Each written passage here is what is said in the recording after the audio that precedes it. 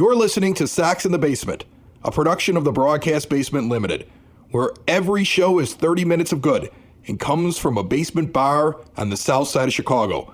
Pull up a stool, pour a cold one, and join us right now for Sox in the Basement. Heard everywhere podcasts can be found, and always at soxinthebasement.com. And belly on up to the 9-foot homemade oak bar. Pour yourself a cold one. My name's Chris. He's Ed. We're sitting here in my basement. We're talking White Sox. For fans, by fans. 30 minutes of Sox, all brought to you by Family Waterproofing Solution. You heard that ad at the beginning of the show, and Family Waterproofing Solutions takes money off when you mention Sox in the Basement. So anything you need done to keep water out of your basement, protect the foundation, take care of anything from seepage to bowing walls, you name it, they handle it, they clean the gutters, everything.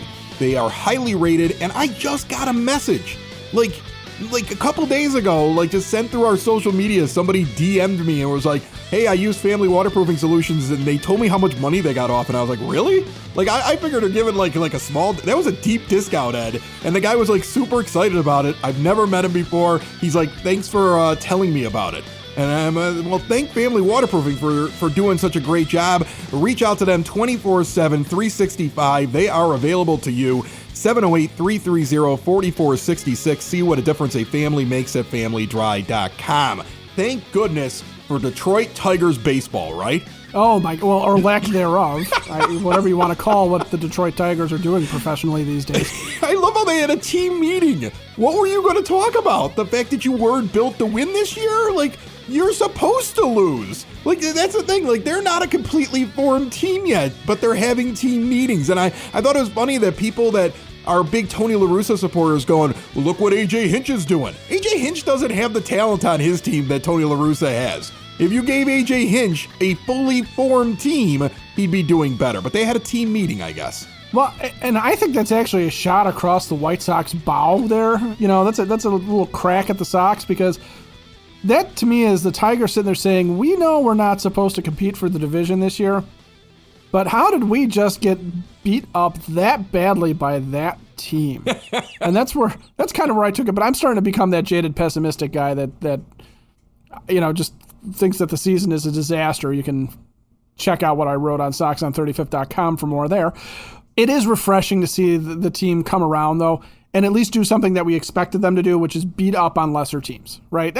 That's a given when you're good. The Yoan Moncada 5-for-6 effort in Game 3 against Detroit was the most important thing that happened to me, because you need him to hit. Oh, yeah. I love the Jake Burger story.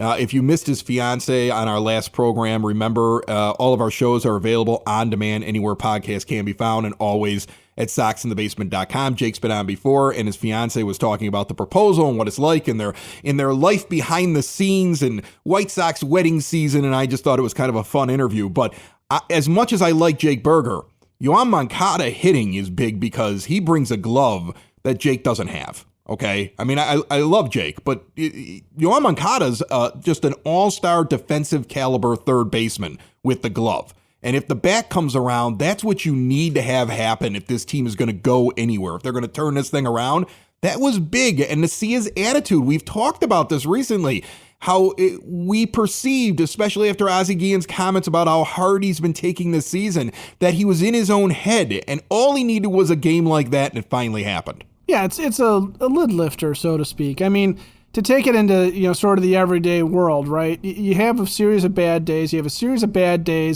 And then there's an extra donut in your box, right? And all of a sudden it's like, well, maybe things aren't so bad. Maybe I'll go to work today and things won't be so bad. Or maybe I'll go home tonight and things won't be so bad at home. Whatever's bothering you, okay? That's what Yoan Moncada was going through. He was a donut short in his box for so many weeks. It's the most absurd thing I've ever heard. And now he goes to Detroit. He gets more than a baker's dozen. He gets 14 in the box. And he's sitting there going, you know what? Life is good. I can do this. And now the hope is that he goes through and takes it into the next series. He's not going to go 5-for-6 because not everybody throws out what Detroit throws out on the mound. But he's definitely going to, if this is it, if this is the thing that kind of turns it around for him, we'll know right away because he'll be competitively in every at-bat from here on out. I'm pretty much convinced that I'm not the only person right now who's picturing Ed opening up boxes of donuts in the morning and screaming that he didn't get enough. Like that was an all too real comparison. Like, how many times have you been shorted a donut? Like, I'm concerned. Where are you going to get your baked goods from? Don't worry, me and the donut people, we got an understanding now. I know you're talking about being negative and that you're getting a little pessimistic. I see positives, and I'm going to explain why. First of all, if I just take 2 weeks of this season where the manager grossly undermanaged the team, not all the criticisms we have for Tony La Russa, but just these 2 weeks, and I'm talking about the week where they went 0-7, when they went on the road, where everything just fell apart after the very beginning of the season, where we had already broken it down on a show before, where I said at absolute minimum, there were 2 games that he lost them, right? They had 2-5 minimum. They could have gone 3-4. They could have gone 4-3, but he clearly lost 2 games with poor decision making. And then I look at the week right before this Tigers series that just happened, where he blew the last game of the series against the Dodgers. It's clearly on him. It got national attention. And the way that he handled the series against the Rangers, you have to put at least one of those losses on him. Just take those 4 losses, Ed, and change them to wins. And the White Sox right now, instead of being still trying to get above 500 and stay above there, are 34-27 by adding 4 wins and subtracting 4 losses from their record. 34-27, nipping at the heels of the Twins and 1 better in the loss column. So even with a negative run differential, the team is in a position right now where if he could just get out of his own way, they have every capability to catch up and have a great second half of this season. My dad said something the other day that I laughed at. He's like, think about all those years where the White Sox would jump out early in the lead, and then all of a sudden here would come the Royals, or here would come the Twins, or here would come the Tigers, or here would come the Indians. And they had been sitting back there, just sitting around 500, and they just turn it on because they had so much talent, and we ran out of gas. And that's what his hope is, that we're that team this year. And I think there's a possibility, because really you could take out just those 4 games. You could just take out those 2 weeks and where the manager got in the way. And it's a much different picture, even though they have been struggling offensively. And you know what? It's not hard to imagine when you're hearing Tony talk about how the analytics guys helped him with this and the analytics guys helped him with that. And I take that as somebody took the lineup decision away from him, or they're at least heavily influencing how things are going over the last couple of days. Well, there's that, and there's also little things like, for example, Lance Lynn comes back, clearly gets upset at infield positioning because he goes after Joe McEwing in the dugout. And what do a starting pitcher and the third base coach have to talk about, really? And after the game, when asked about it, we've been conditioned to hear Dallas Keuchel talk about how, if it wasn't for his infielders, he'd be the best pitcher on the team. And instead, we get Lance Lynn talking about the differences between steak and potatoes and who's right, him versus the guy that wants the Caesar salad on the side. And he just thinks he's right and Super Joe's wrong. And you get something like that, and it's like, okay, that's how a team gets past adversity. They walk in, they talk something over, somebody catches it, asked about it afterwards, it's like, yeah, it was nothing. And that's all it was. And then he just, because he's Lance Lynn and he's awesome, he threw in something completely and totally unnecessary and hysterical to make it even better. But that, too, I think is also a reason for hope, is that somebody like Lynn coming back, who is very much driven to win and is going to be a stabilizing force potentially, when they get Tim Anderson back, that's going to only help the infield situation, especially if Danny Mendick stays hot. Getting Eloy Jimenez back would be nice, but I'm not holding my breath. And then even, we can talk about how Liam Hendricks goes on the IL with forearm strain and then proceeds to talk about the fact that he's been pitching with a UCL tear for, it's 2008 he said he got it, and now it's 2022. So you do the math. But that type of stuff, there's going to be this forward-backwards, I think, with the injury stuff. But you're right. The talent on this team is undeniable. And going back to Yohan Moncada, he settles up third base. Jake Berger gets a chance to spend more time at DH, maybe spelling at first, maybe a few innings here and there at second. And that right there stabilizes the lineup even more, because now Andrew Vaughn can go back to doing what they wanted him to do, which is moving around in the outfield, moving around on the infield, spelling Jose Abreu at first base, and we don't have to worry about that. And if that's the analytics guys, in whatever Tony speak that is, or if it's just simply saying, look, we managed to find the 9 or 10 best position players on this team, and we're going to rely on them through the second half of the season and watch it go. All right, Michael Suero's coming up here in just moments from Sox on 35th to talk minor leaguers. I think I want to focus a little bit on pitching with him and bullpen, because I look at this 40-man roster right now, and I see an awful lot of guys that are being held on the 40-man roster by the White Sox that don't seem to be doing very well, and I don't see how they help you this year. And I'm wondering if we can get another left-handed pitcher up here to help out Tanner Banks and maybe jettison Jose Ruiz into the sun, because I'm not happy with any guy who comes out of my bullpen with a 1.732 whip. Okay, that is unacceptable at this point in the season. I know he had a spark last year, so let's ask Michael about that as he comes up here next. This is Sox in the Basement, found anywhere podcasts can be found, and always at soxinthebasement.com.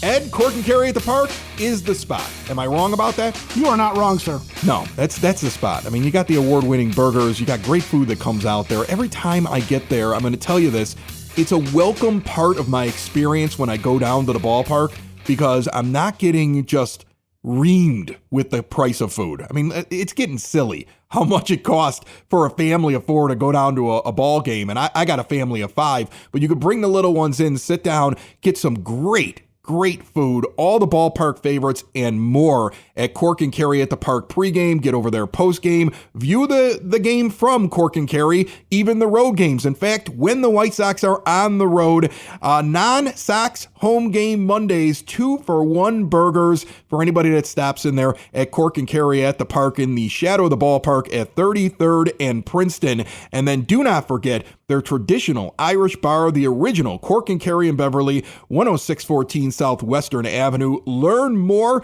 book an event, have it at either location, corkandcarry.com. Join us on the phone line right now from Sox on 35th. Let's talk with Michael Suero. How are you, Michael? I'm doing well, Chris. How are you? I'm doing good. So before we get into what's going on in the minors and a roster crunch that I see coming, and I don't understand how they're using their 40-man roster right now. We'll get into that in a moment.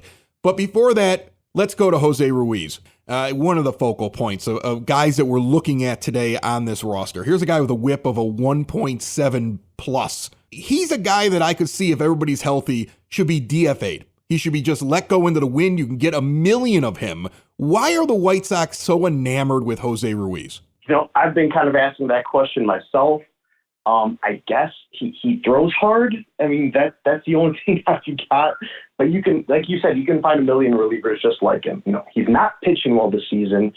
I mean, last season, yeah, he had a solid ERA. But if you look at his splits in low leverage versus high leverage situations, I mean, yeah, he could come in the 4th inning and, pitch mop-up duty without making the damage worse. But the second you throw him in the 7th or 8th inning in a close game, he faltered. So I don't get why he's on the roster. I think there's a couple guys, at least in AAA, or some guys that you can go out and sign or trade for that would be much better in that role than him right now. The interesting thing about how the White Sox use their 40-man, and it's strange to me, is they are still using it like a team that's building. You get a team that's in a rebuild, let's pick a team right now that's been floundering that I know a little bit about. I used to live out there. I help out a friend of mine who does a Pittsburgh Pirates podcast, the Pirates, who are trying to find diamonds in the rough and build their team. And they will go out, use their 40-man in a way of like protecting guys. You get a guy in a 40-man that otherwise would be just out there and then hope that you can develop him. The Sox have a bunch of pitchers right now on the 40-man that I think you could just let go of anytime you want to, and they only have one left-handed pitcher available right now on the Major League roster, and nothing to go to down there. Who are they holding on to that's dead weight, in your opinion, and who should they be looking at right now in the minors?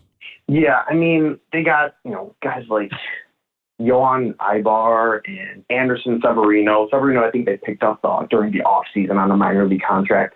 Those are types of pitchers. They have good stuff, and they got high upside, but you look at their numbers in AAA, ERAs are like the 5s and the 6s. And like you said, we're not a rebuilding team anymore. We are a team our window is open right now. So is it really worth it to hold on to some of these guys so that maybe they can turn into something down the road? I don't think so. I think there's a couple guys down in AAA that are pitching better than them. Specifically, we have a couple lefties down there that are pitching better than them, and I think that they make a lot more sense for the roster right now. Who would you go and get? I mean, because I look at a guy like Ibar, Bilas, Markle, and Severino plus Souza just as bad. Basically, if you don't like Bennett Souza and what he does on the mound, he's Ruiz. Their stats are almost exactly the same. The amount of innings and how many guys they put on base per inning. They're the same guy, just one throws lefty and one throws righty so far this year, okay? So if you don't like that option down there and you look at all these guys that are sitting in roster space on the 40-man that are pitchers, and I say, okay, I'm going to pick two of them, any two of them, and I'm going to fire them into the sun. Tell me about some lefties that you like down in the minors and what they're doing right now. Yeah, well, first of all, it doesn't even matter if Souza's the lefty, as we have learned these past couple games. But in terms of pitchers, I'd call up right now. We've got two lefties in AAA that are both pitching really well. One is Hunter Schreiber, who we actually traded for back in, I think, 2019. I forget exactly what the trade was, but he's got some pretty good stuff. He took a little bit to figure it out once he hit the upper minor leagues after we traded for him, but I mean, this year so far, he's averaging over 10 strikeouts per 9 innings. He's got an ERA that's mid-threes, so it's good enough. Walks, he's only walked one guy in the past 12 innings. So, and control was something he was struggling a little bit with the past couple of years, but he seems to have figured it out right now, and he is just on fire so far. And then the other guy is probably someone that's going to be lesser known to most casual White Sox fans. His name is Zach Muckenhirn.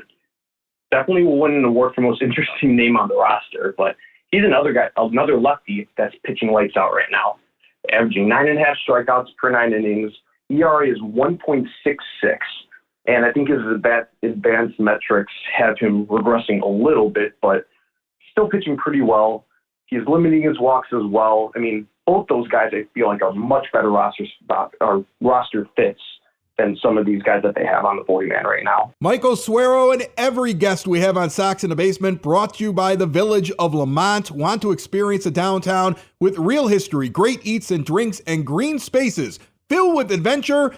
Visit the Village of Lamont. Shop, dine, drink, explore, and check out this weekend a bunch of events, including Father's Day at the Forge, beautiful views, a steak, all the fixins, a drink for dad in his hand. Find out more and check out their schedule of amazing events. Plan your next day trip at lamontdowntown.com. You know, you watch these guys down in the minors. I try to glance down there. We've had others that follow the minor leagues on this show before.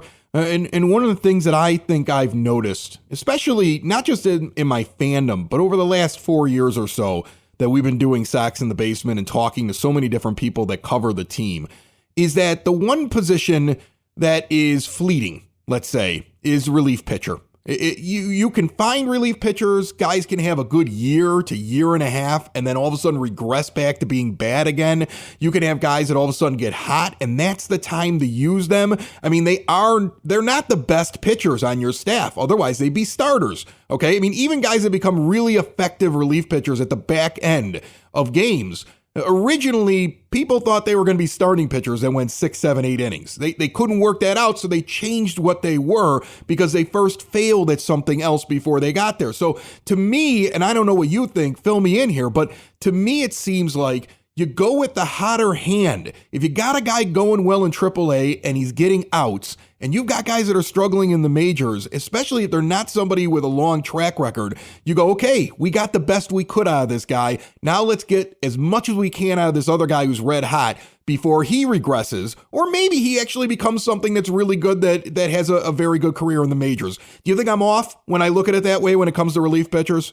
No, not at all. Like you said, you play the hot hand. Relief pitching is pretty volatile. I think we've all kind of seen that, and especially for a contending team, don't you want the best guys in your bullpen right now?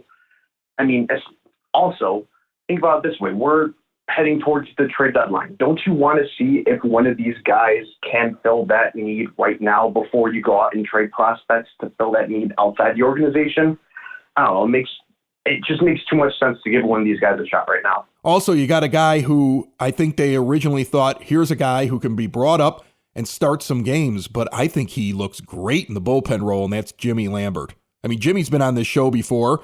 When he was down in the minors, we always kind of pictured him as a starter. I think the White Sox did as well, but man, he looks like a guy that could stick in the bullpen for a while. I can see him being left up in the majors before, like if it were my team, he would be on this major league roster when everybody gets back and is healthy. I still think there's room for him even if you go down to 13 pitchers and 13 players. I think there's a spot for him down the stretch if he keeps pitching this way. Do you think he's more suited for the bullpen? I definitely do. I mean, some guys, their stuff just plays up when they don't have to pitch as many innings. I mean, this is a bit of an extreme example, but Liam Hendriks started his career as a starter. Look what happened to him when he moved into the bullpen. I'm not saying that Lambert's going to turn into Liam Hendriks, but he seems to have found a pretty solid role for himself in the bullpen, and he's someone that can cover a couple innings at a time if you need to. He's pitching better than a lot of other guys on our roster right now. I completely agree. Keep him on the roster and let him earn a regular spot on this roster. We've been trying to come up with a name for like a minor league segment to do here regularly. Ed wants to do Corn in the Basement, some kind of like playing off the farm. I think it's stupid. What do you think? I actually liked it.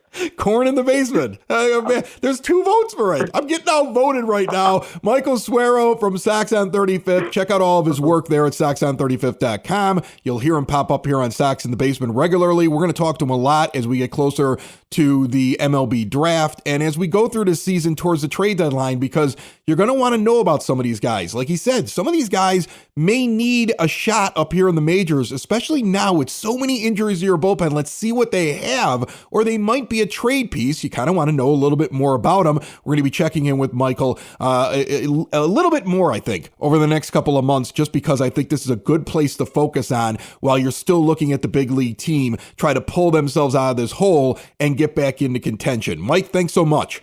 Awesome, Chris. It's always a pleasure being on the show. Sox in the Basement listeners, do the hard work. And if you're a hardworking man or woman on the South Side, you need to be outfitted properly. And that's why you should visit Red Wing Shoes in Evergreen Park, New Lenox, and Geneva. A work boots specialty store that carries sizes from 6 to 16 and feet as wide as 4E. A 115-year-old company that came out of Red Wing, Minnesota, and one of its largest stores in the entire Midwest is in Evergreen Park, Illinois, ever since 1976.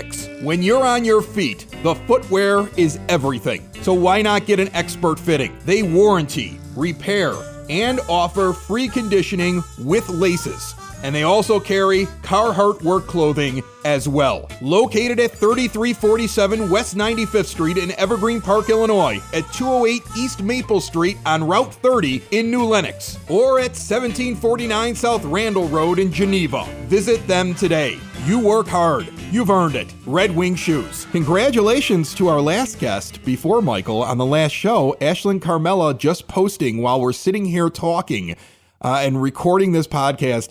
She posted Jake Burger at the rate, so I think this is a few days old because they're on the road right now, if I'm not mistaken, at the rate, hitting a baseball that explodes into blue dye and announcing that Jake and her are expecting a baby boy. That just happened on Twitter. Oh, awesome. That's wonderful news. Yeah, they're the love story of the South Side right now, aren't they? I know, they should be. I'm hoping there's going to be a movie made about this at some point. Think about this. She knows nothing about baseball. We heard that on the show. He's a guy who you didn't expect to make the major league roster. He gets up here. He fights his way through a manager that just won't bat righties against righties and lefties against lefties. And he finds a place because he's just one of the best bats that the team has at a moment.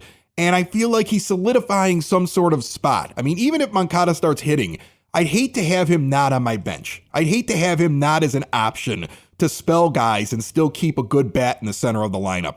Okay, as long as he's hitting, just like with Danny Mendick, as long as Mendick is hitting, these guys need to be around because that's how you turn this thing around. I mean, when Tim Anderson gets back, Danny Mendick should be at second base. No ifs, no ands, no buts about it. You're probably DFAing Harrison because there's no way the White Sox are going to admit that 3 years and $16.5 million of Larry Garcia was a mistake. He had, a good game in there over the last 3 days, so he's red hot now. He got in there and he struck out against a position player on 3 pitches, but he also did a few positive things recently, so they're not moving on from him. But I would think that he's gone. Like I said, I would keep a guy like Jimmy Lambert over Jose Ruiz when the roster crunch occurs. You look at this 40-man roster, Ed, you got so many guys on the IL right now. You're carrying only 12 position players and 14 pitchers. You're giving Tony a short bench so he can't screw it up. And I think there's some guys that are about to be jettisoned into the sun. Anybody else leave this team other than Harrison when Anderson gets back in your mind? Let's assume that you don't have any spare minor leaguers sitting around on the bench in the position player arena, and you don't have an extra pitcher sitting around that you're not going to use. Then, yeah, I think the only choice is to basically sit there and say goodbye to Josh Harrison because Mendick is outplaying him. So it doesn't make sense to send Danny Mendick down and keep Harrison up. I know he's a popular guy in the clubhouse. He's a veteran and all that stuff. But to keep him around at the detriment of the team when the guy's just not hitting, he's just not performing, doesn't make a lick of sense. So I think it's got to be him. I agree with you. They're not ready to give up on Larry. And the only other thing I could see happening that keeps Harrison around is if somebody else has developed some sort of an injury. So you have an A.J. Pollock hamstring again, or something along those lines where they're just playing the IL game and one comes back, one goes down. Well, they always do this, though. They hate to let guys go. The DFA is a hard thing for Rick Hahn to do. He does not like to designate anybody for assignment because he's giving up on the person. They're out in the waivers and he wants to hold on. And sometimes we've talked about this before. They keep guys on the major league roster because they don't want to lose the option of keeping them around. And that's fine when you're winning.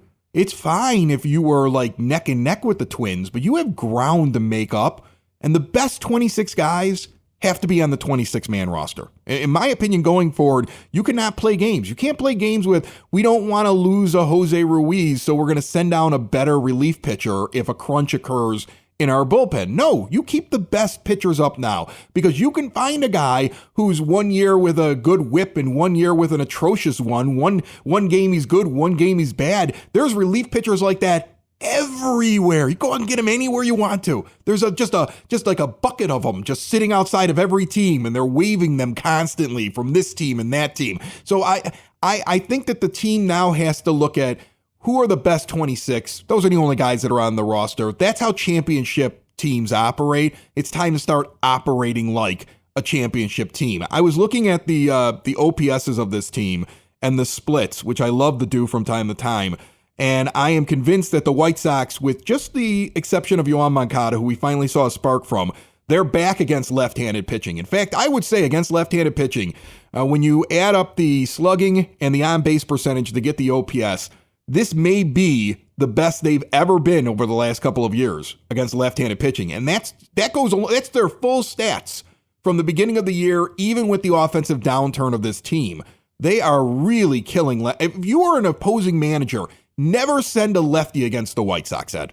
Well, we've known that, although you have seen situations where, like in that Rangers series, Colby Allard comes in extra innings and somehow manages to escape. But, yeah, if you're throwing a lefty starter against the White Sox, you can pretty much just expect pain to be the result, I think, at this point. Now, look, Mr. T predicted it in the 80s. He predicted pain. Now, against right-handers, that's where it becomes intriguing. And I'm curious as to what the analytics guys will tell Tony moving forward. You have 4 guys that are above average OPSs right now on the season. Just 4 of them. Everybody else is below average. Nobody's average. Okay, nobody's average. There are 4 guys that are above what the league average normally is. And they are Jose Abreu up to 781, which is, he did that last year. Jose Abreu's exactly where he needs to be, even with the slow start on the season. He's on fire right now. Okay, yeah. Everything evened out for him. He's catching up to his numbers. Right. Tim Anderson, when he's healthy, he is at an 814 so far on this season. That is better than his career average, better than last year slightly, definitely better than 2020 when he was tearing it up, but he didn't do very well against righties. He's looking good. Andrew Vaughn can play against anybody, Tony. because 935 against lefties and 837 against righties. And actually He's owning, really good. at this moment, the highest OPS on the team against right-handed pitching.